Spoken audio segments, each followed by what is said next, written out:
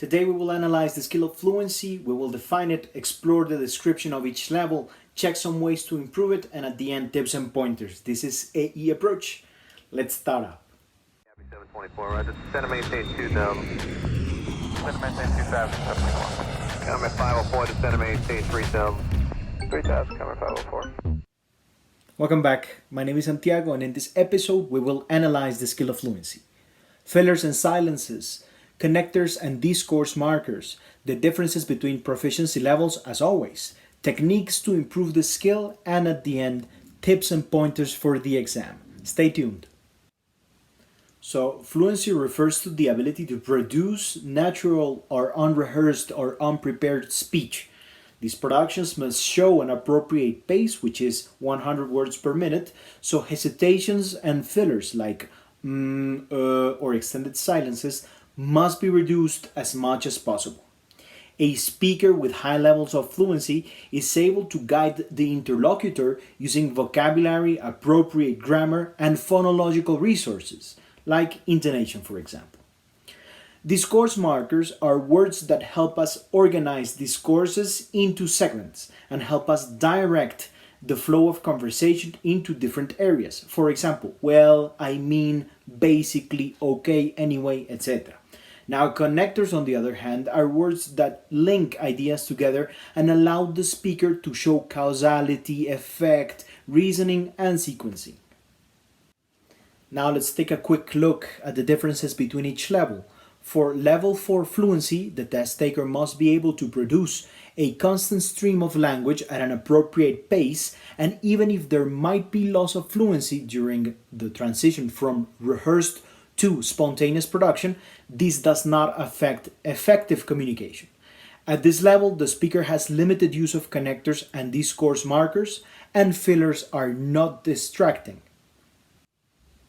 In order to obtain level 5 in fluency, the test taker must show the ability to speak at length with ease on familiar topics and have an appropriate use of connectors and discourse markers.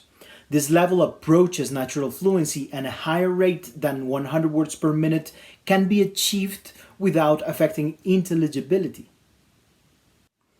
And level 6 is awarded to speakers who are able to produce at length with a natural and effortless flow, who are able to include speech variations for specific purposes like emphasizing, and who have a spontaneous use of discourse markers and connectors. Level 6 fluency is characterized by a high degree of flexibility and adaptability in language production. Do you want to improve your level of fluency? Try the following techniques. Number 1, improve your vocabulary, pronunciation, and structure first. These are the foundations. Number 2, talk to yourself out loud, rehearsing connectors and discourse markers. Try recording yourself and then listening to it. Number 3, sacrifice a little bit of accuracy in favor of fluency. Do not speak perfectly, just speak. Number 4, overcome the need to think in your native language. Try to think directly in English to avoid translations in your head. Number 5, read aviation safety documents out loud. Focus on linking words. For example, medical emergency. And now it's time for our tips and pointers. Number 1, when you get stuck during your speech, try one of the following. Let me see how to continue. I'm not sure how to conclude this idea. I'm not sure where I am going with this. I lost my train of thought. Let me rephrase. Let me start over. Let me gather my thoughts, etc. Number 2, paraphrase immediately as soon as you find a gap.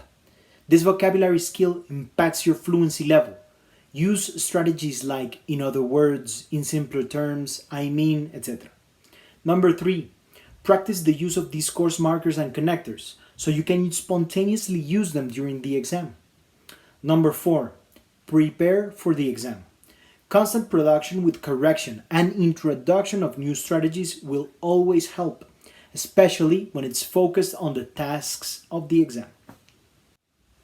Now, before we conclude this episode, what do you think affects your personal level of fluency? What have you done in order to improve it?